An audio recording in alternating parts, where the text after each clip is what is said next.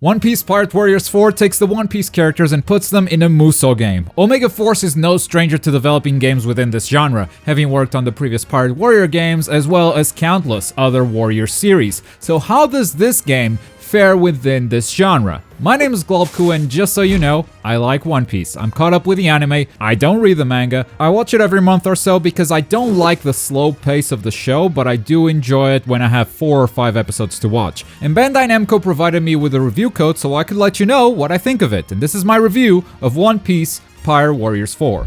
We're gonna start with some gameplay and then we'll dive into the different game modes as well as the online. But for those who are not familiar with the Musou genre, it basically consists of you picking a character and battling through hordes of enemies. Most of the enemies are weaklings, which makes you feel really powerful just plowing through them. And because of this is a genre that fits the One Piece universe extremely well. Usually you fight these enemies in different territories, and once you defeat enough of them, a leader shows up. Defeat the leader and the territory is now yours. Spread throughout the stage are also elite soldiers who have a bar of armor. While they have armor, they will power through your attacks and take less damage. So, in order to defeat them, you must first get through that armor so you can then get to their health. But their armor will also regenerate once you empty, so you have to deal a lot of damage fast. And then above those elite soldiers you have the boss fights, which are usually characters from the show. Their health mechanic is the same as those elite soldiers we just talked about, but they all have the special moves that you expect them to have, which makes them a lot more dangerous, especially while they can armor through your attacks. This whole genre is as much about beating your opponents as it is about being in the right place at the right time. The game starts simple, there are only 1 or 2 objectives at any given time, but as missions progress, they become more complex. And suddenly, the game is asking you to conquer an area, defeat an opponent across the stage, and rescue one of your allies who's about to die. So you need to prioritize and optimize the way you move around the place, and that's in general how the whole genre works. Pirate Warriors 4 doesn't revolutionize the genre, but it does take some good steps towards making it better. While the objectives of each mission are mostly the same, either defeat these soldiers or this boss, or even help your ally reach the marked place on the map by defeating the enemies in their path, the game didn't feel nearly as repetitive as other games in this genre tend to feel, and that's owed to a couple of incredible additions and adjustments made to the formula. The first one is stage variety. The game doesn't stay in any environment for too long. It has a wide array of stages for you to explore, and not only is the layout of these stages different, they are extremely varied visually as well, which helps fight the fatigue of going through the same objectives on every mission. In fact, during story mode, I didn't feel bored at all from start to finish. The constant change of maps and environments is the first factor that helps keep things fresh. The second factor is the character count, and how unique those characters ended up being. Previously, you had a couple of characters with unique gimmicks, but the vast majority of characters played relatively the same. This time around, the number of gimmicks has drastically increased. All characters have a certain number of combos, and they're mostly executed with the same buttons, but for instance, Usopp likes to set up barrels or shoot an opponent with oil before throwing a combo with a fire attack for extra damage. Giant characters like Whitebeard feel like total wrecking balls. Kid has a few combos where he collects pieces of scrap metal, which buffs his damage, and then he can repel those pieces anytime he wants. There are more than 40 characters, and while some of them don't play significantly different, there are a lot more unique gimmicks that definitely help keep things fresh. And the third factor is the amazing character progression this game presents you with. First, there's a talent tree that is shared across all characters. Every point you spend here buffs all your character's health, attack, defense, and unlocks new skills which you can equip before heading out into battle. And then each character also has 2 individual talent trees where you unlock more combo routes, more special attacks, and unique skills as well. As you spend your resources on these trees, you'll feel a significant difference with your character. You're able to dash a lot more often because your stamina increased. You can see yourself dealing a lot more damage, and the different special attacks give you a lot more options on which abilities you take into battle. Some skills are even locked behind some rare coins that you only unlock in specific missions, giving you a bigger motivation to explore not only the main story, but the side content as well. And overall, that's what makes Pirate Warriors 4 a better experience than its predecessors. These changes combined really kill the monotony of the genre. However, at the same time, some of the genre's problems still persist, so this game is still far from the best it could possibly be. While there's a good variety of player characters, the variety of enemies could be a lot better. From start to finish, all the grunts, all the elite soldiers work pretty much the same. There are a few boss fights that have interesting gimmicks. For instance, when you fight Hawkins, you must first defeat his hidden minions. Otherwise, when you kill him, he's just gonna steal their life and go back to full health. Drake turns into a giant dinosaur, so that also feels pretty unique to fight against. But I'd love to see more of these gimmicks because most boss fights play exactly the same as those elite soldiers. There are also constant camera problems. This is one of the worst cameras I've ever played in any third-person action game. The action is often obscured by objects, and even when you lock onto targets, the camera doesn't follow the target at all. There's a dedicated button to recenter the camera, which helps with the issues,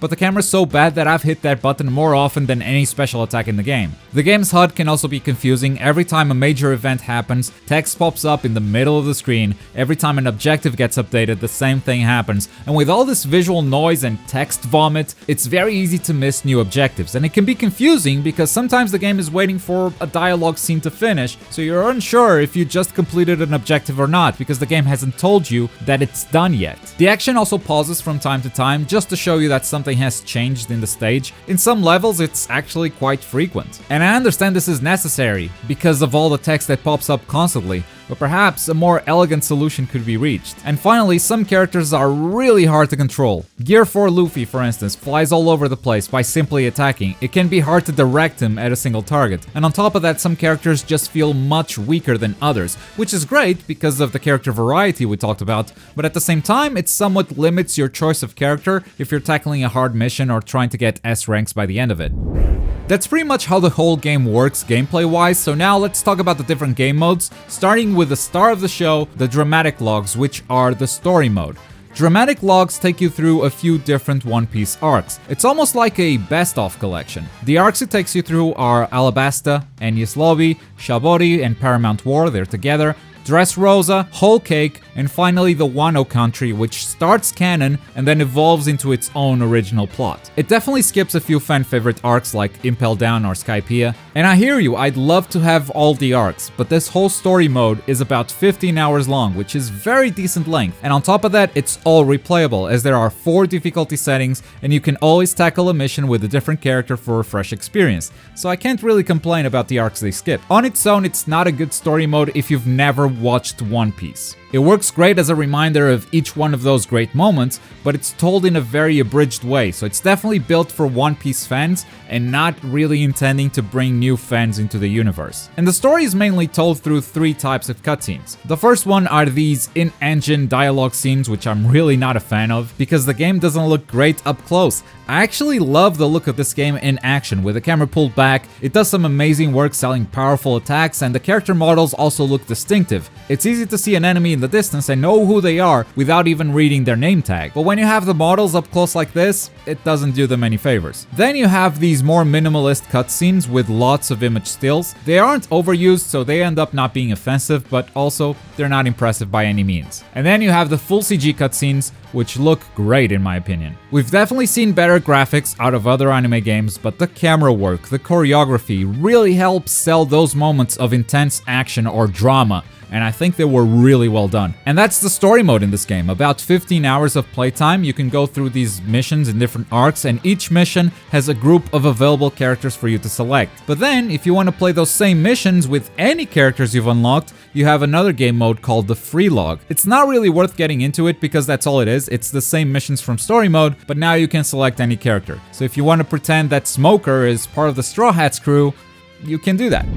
The last game mode available is the treasure log. In short, these are side missions. You start with a select few, and by completing key missions you unlock more. These side missions frame the events of story mode somewhat differently, or tell new stories altogether. For instance, Shanks and Mihawk once had a great battle. They have now teamed up to take down some evil pirates. You're going in as a third party to choose a side, so you clear the mission when you beat Shanks or the evil pirates, you're free to choose. But just be warned, they'll all be attacking you until you kill one of those sides. And while the setup for some of these missions is very fun, this is where I felt the game got a bit repetitive. Mostly because all of the improvements I mentioned earlier lose a lot of their appeal. You keep the progression and you can keep leveling up your characters via the talent tree, but all the stages and environments in Treasure Log are exactly the same as story mode. They're just framed differently with different enemies and events, and without those new environments coming in all the time, the flaws of this genre and its repetitiveness start to surface more and more. There are hundreds of missions available in Treasure Log,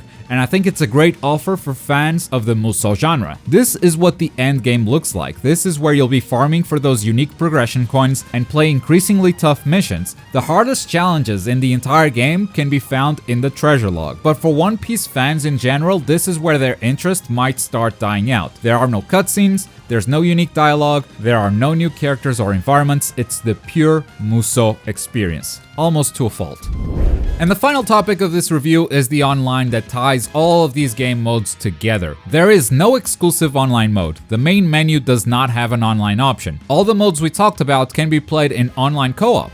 All the missions in story mode have online unlocked from the start, all the free logs, and all the treasure logs as well. The story missions and free logs support up to 2 players, and some treasure log missions support up to 4. I'm very happy that the entire game is open for co-op. The whole experience can be enjoyed with a friend, though I don't think this game is good for a random matchmaking scenario. From my time with co-op, I either had someone who could easily defeat all the enemies I was fighting against because they were over-leveled, or I was the guy who was over-leveled, and my co-op partner was just some dude running around trying to do his best, but having little to no impact. And in treasure logs, it can be hard to find a co-op partner. If you're going for a specific mission, you either gotta be very lucky to find someone else to join that same mission, because there are dozens of missions available, and the chances of someone wanting to do the same mission as you are pretty low. Friends are definitely recommended for the online. Not only can you coordinate with them, allowing you to complete multiple objectives simultaneously, you can tell them which missions to join and what you're doing next. Also, having a friend with you allows you to pick more characters, because some of those weaker characters who have a tougher time tackling missions solo, they can work better as support characters, which overall enhances the experience. I'm happy the online option is there, but it's definitely built for someone who already has a friend to bring into the game. Random matchmaking is really not the way to go. With all that said, it's time to score this game. If you're new here, we use letters for our review scores. F and E are the bad games, D and C are okay, B and A are the good games. And this is my score for One Piece Pirate Warriors 4.